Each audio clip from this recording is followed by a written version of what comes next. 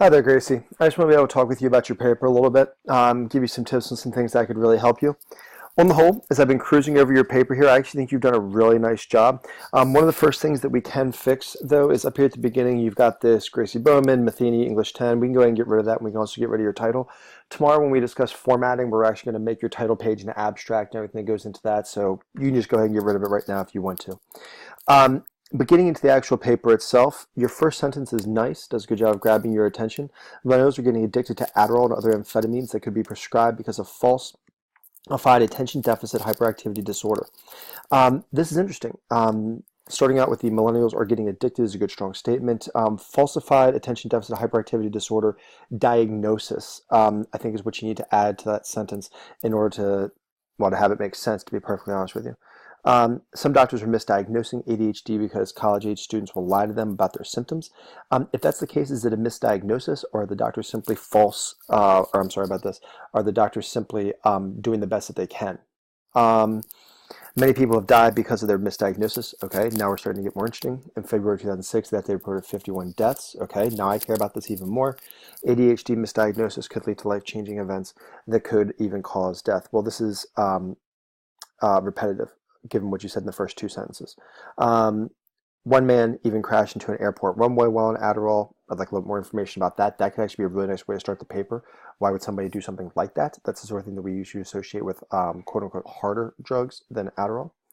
And then finally, our last sentence here, should there be a more specific criteria to be prescribed Adderall when so many kids are getting it so easily and becoming addicted? Now, that sentence I actually really like.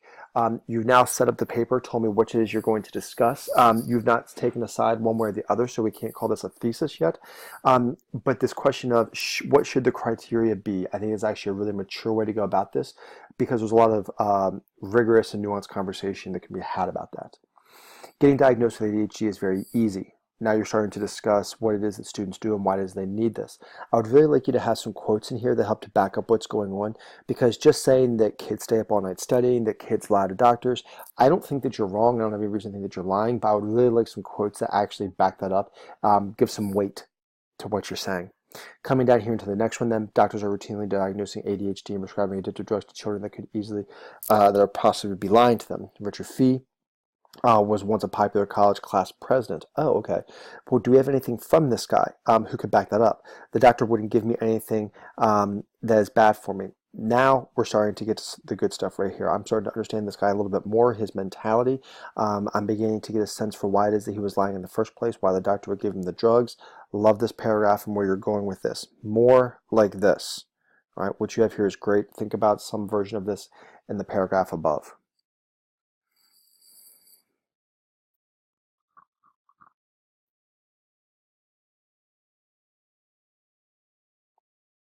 Okay, jumping down here into this paragraph now.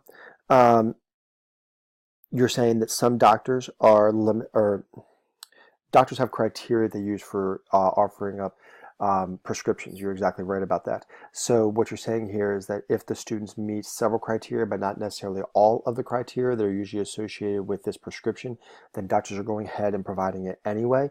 I would actually like to know what are each one of those criteria that are supposed to be met to get this drug, and then which ones are most commonly being disregarded when doctors are offering the diagnosis. In other words, if a student says up and just says one thing or two things, will the doctor disregard all other indicators and simply hand out the medicine?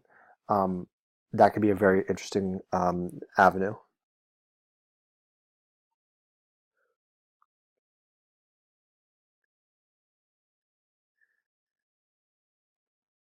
And then coming down here and discussing the issue of addiction.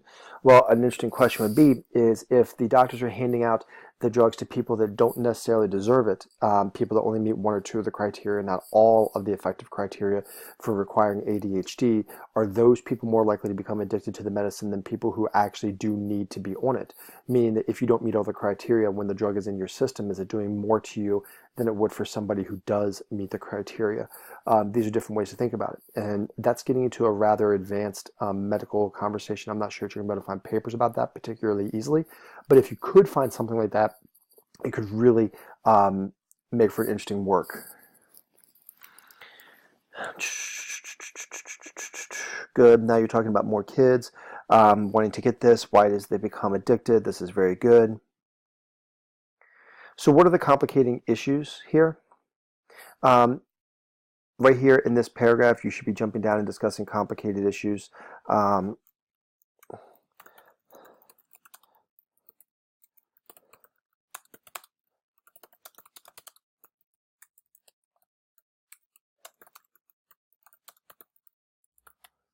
Possible, sorry about my typing.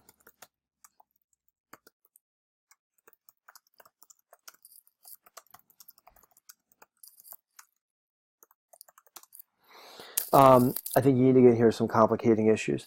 The stuff that you've written so far I think is very good, but you need to open some of this up, especially the parts where I was discussing the question of criteria. I think that's really the direction you need to move in. At the top, I think you need to have some more quotes so I get a more personal understanding about what's going on.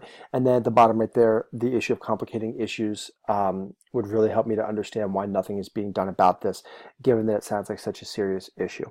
Grace, you did a good job with this. Don't take any of the things I've just said to me that you haven't done a good job. I'm just trying to provide ways for you to make it even better. All right, listen to this a couple times, and I will see you tomorrow.